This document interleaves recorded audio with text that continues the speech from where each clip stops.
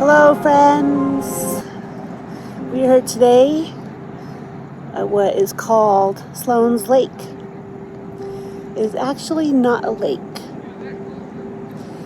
There's a very fishy tale about this body of water. A haunted story.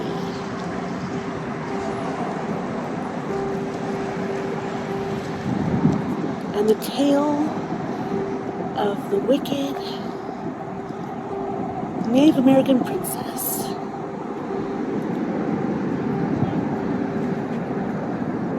Of this very strange and unique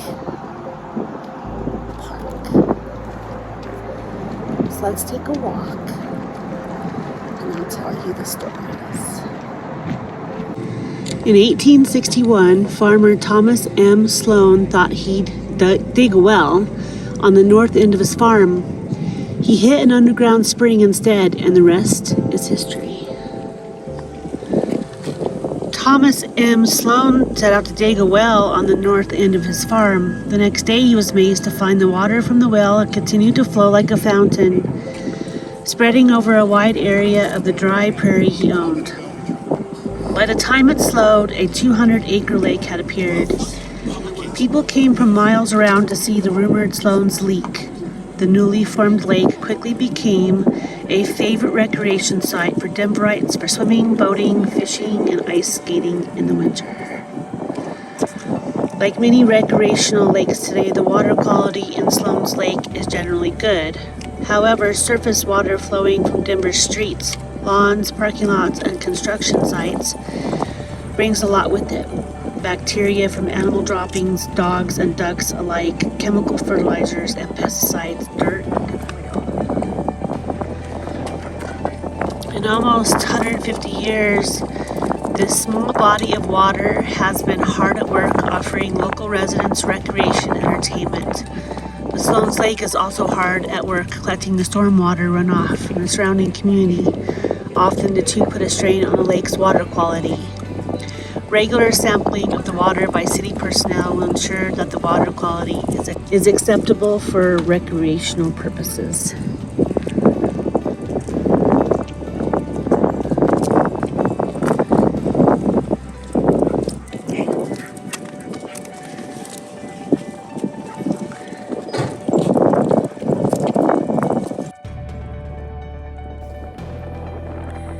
As we take a stroll around this now beautiful, spacious park, we wonder what was here before. Yes, this lake wasn't always here. In the year 1861, a Mr. Thomas Sloan bought a farm here.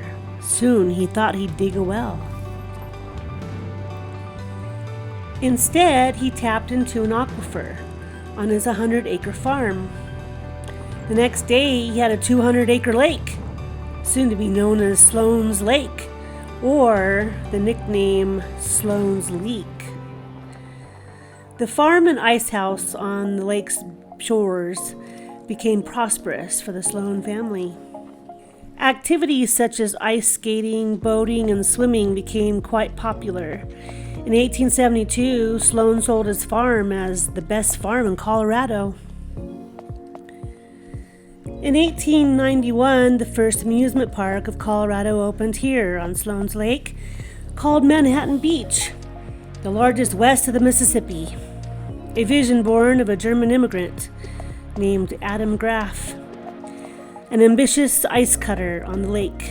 With funding from brothers Robert and Ernest Steinke, they opened the park, adding a roller coaster, a dance hall, a zoo, skating rink, and thousands of trees were planted. 10,000 visitors traveled from all around the area by way of horse and buggy and streetcar for the grand opening. A pleasure barge gave gentle cruises around the lake in the afternoon and evenings. Circus acts, live bands, gypsy groups, baseball games, and boxing matches were all attractions, as hot air balloons littered the sky and acrobats were shot out of canyons. The zoo had camels, tigers, lions, elephants, and Colorado wildlife were added. Even a Cinderella coach pulled by ostriches, hauling patrons around the park. But soon the park was short-lived by a series of unfortunate events. An elephant gave children rides, but one day Roger, as the elephant was named, got spooked by one of the hot air balloons and stampeded. A little child named George fell from his back and was fatally injured. The legend goes the elephant was taken away and put down, buried in a nearby field, now an old grocery store parking lot, although no evidence of this was unearthed to be known. Roger was probably sold to a sanctuary to be taken away from his promiscuity.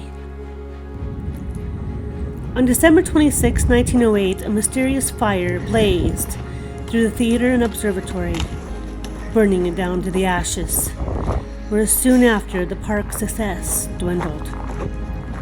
The owner, Graff, sold the park to an Albert Lewin. The park renamed Luna Park. Several attractions were added in an attempt to revive the park's popularity. A smaller theater, Ferris wheel, carousel, and a new steamboat named the Frolic, the vessel replacing the pleasure barge City of Denver after it sank during a violent windstorm in 1892. Alas, by 1914 the park was never the same and closed permanently. Up the street, Lakeside Amusement Park opened in 1908. It took the place of the unfortunate, tragic leaden Luna Park, now a shabbily run park with a cool, lit-up tower, but certainly a place to visit at your own risk.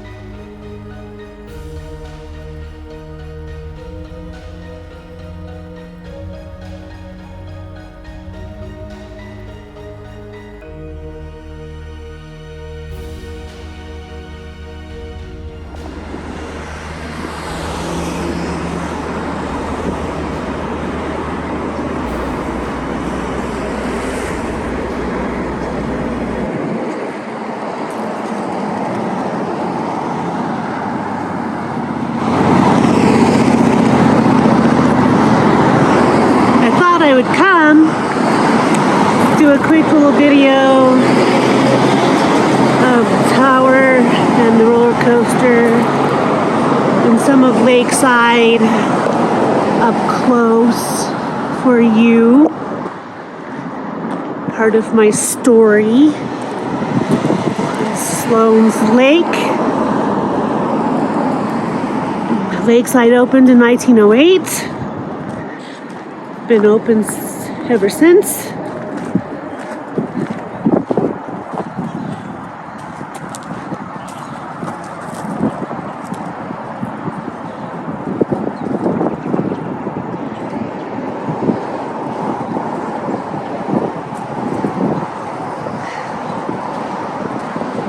There is rumors that the South Park guys are going to buy it.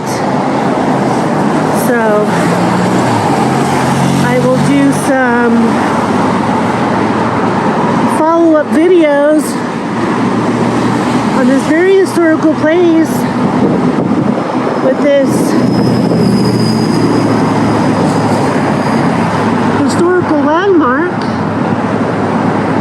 That roller coaster is called the Cyclone, known to be one of the greatest wooden roller coasters in North America.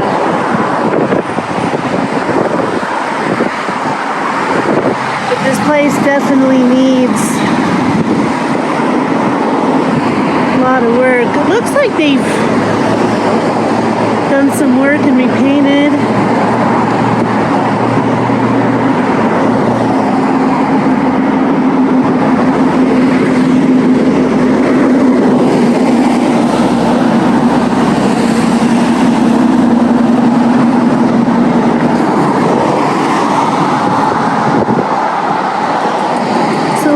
have to see what happens. I really hope that they can bring this place back to life.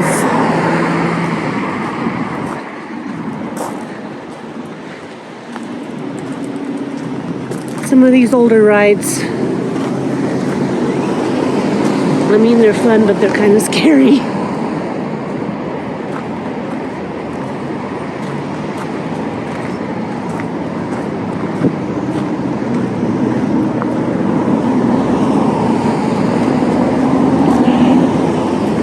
Right now they're trying to find people to work so they can open.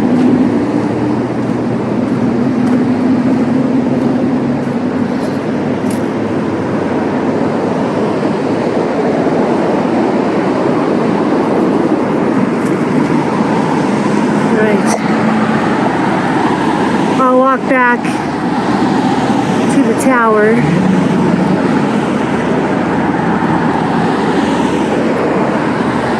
It looks pretty cool when it's lit up at night, but I'll put some pictures of that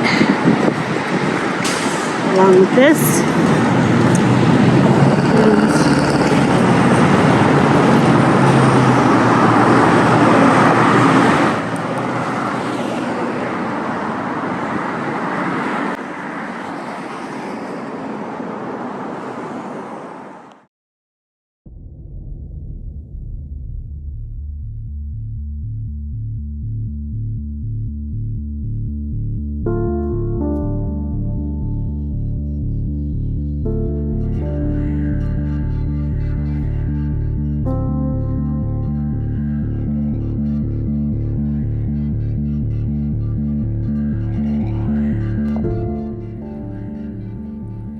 In 1874, the Grandview Hotel opened to accommodate Sloan's Lake and area visitors.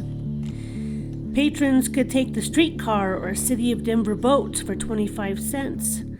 When the City of Denver boat sank, the hotel lost business and became an insane asylum. Then St. Luke's Hospital. The hospital relocated and the building was demolished. St. Anthony's Hospital and Lake Junior High School was also added, later to be moved closer to Denver, and the buildings were demolished as well. The lake continued to expand, and in the 1930s, canals were diverted, and Sloan's Lake and the next door Cooper Lake were merged. In the present time, Sloan's Lake has a daunting history. Possibly crimes of passion, such as the crime tale of Maxine Ainsley, found fatally slain on the northeastern bank of Sloan's shores. In 1973, March 2nd, a cold case never solved. A 48-year-old Maxine was working at a medical office. The next day, a park ranger found Maxine's body in Sloan's Lake. A very suspicious circumstance around her death, listed as a homicide. A cold case never solved. Her husband, Robert James Ainsley, passed in 1975 and was a medical doctor, whereas Maxine is laid to rest next to her husband's ex-wife, Elizabeth Ainsley. Very suspicious indeed. Son Mark Ainsley, also gone at 35 years old, June 8th. His passing in 1989. The whereabouts of his remains is unknown. If anyone has any information about this cold case, please contact the Denver Police Department. We have come to pay our respects to Maxine and Elizabeth Ainsley, resting at the beautiful Highland Cemetery overlooking Denver and the majestic Colorado Mountain Range. Maxine Ainsley, born 1925, her life was taken March 2nd, 1973. Elizabeth Ainsley, born 1926 and passed away in 1958. I only wanted to pay tribute to these beautiful souls and wonder what the whole story might be. I could only say hello to them and pay my respects to their lives and families. I couldn't lift out the vases to place flowers, so I placed them in the vase hinges. They haven't had any visitors for a very long time. I have a few more stories to do here, so I will return again soon.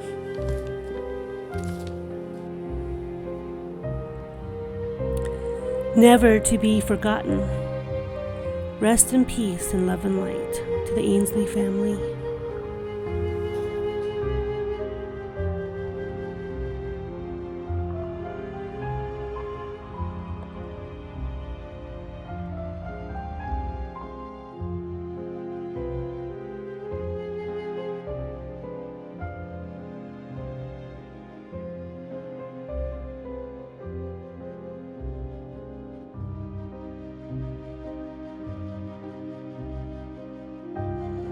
Robert James Ainsley, 1922, medical doctor, 1975.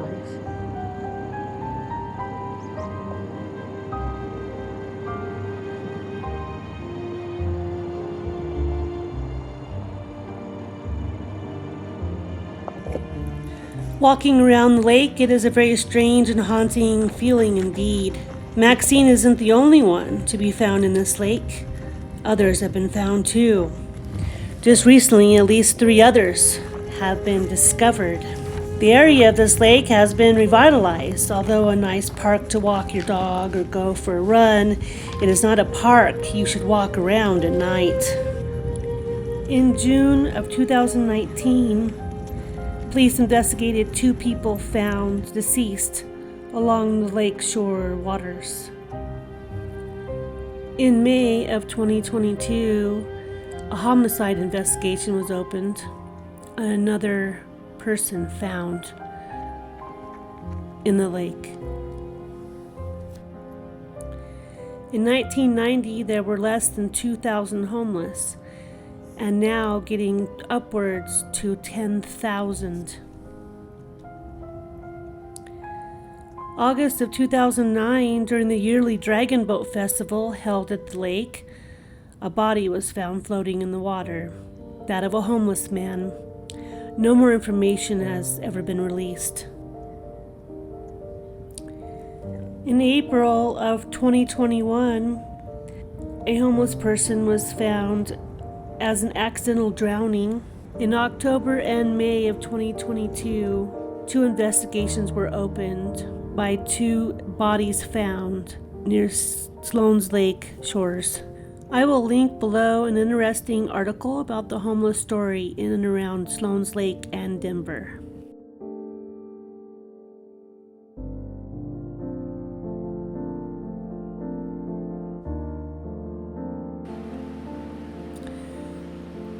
On a happier note, the Dragon Boat Festival registration has opened for July 22nd to 23rd.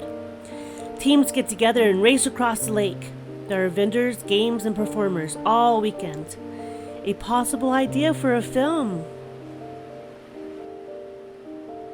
Please stay tuned.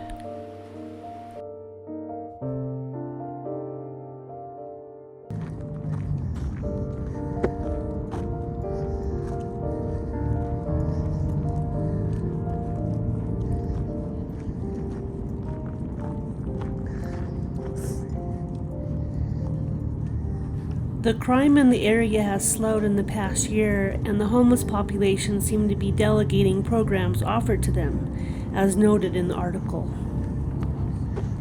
In other news article I read about Sloan's Lake, someone released their pet alligator species called a caiman into the lake. Wildlife officials were called and saved the creature, naming her Miss Bomangles. I will also put the link to this article about this story down below. No one should ever release a pet of this nature in any instance, unless native to the habitat and able to care for itself and capture food. There are always wildlife rehabilitators to help people with pets in need. The lake is only about 5 feet deep, being an aquifer. At times, dead fish seen along its banks floating. Because being a shallow lake, The waters can become too warm and freeze solid in the winter.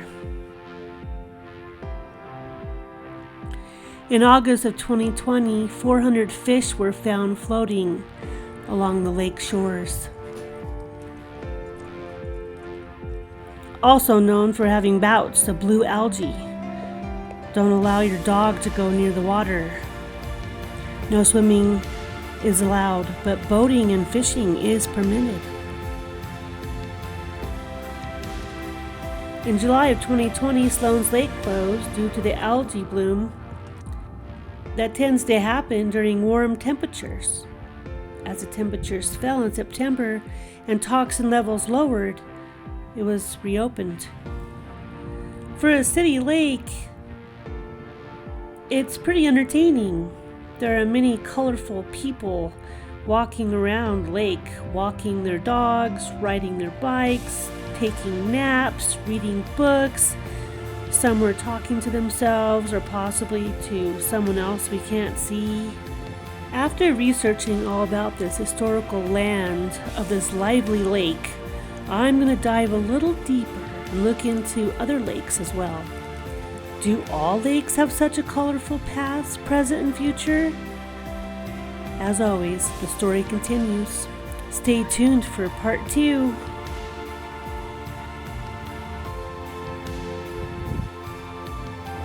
Thank you for watching my story about this historical tale of Sloan's Lake and a tribute to the tragic life and death of Maxine and Elizabeth Ainsley. Stay tuned for part 2. I decided to split this story into 2 parts to make it not as long. A true story of a Native American princess and her poignant life on the other side of Sloan's Lake. A daunting tale of tragedy and scary events she had to endure. And as per usual, the story continues.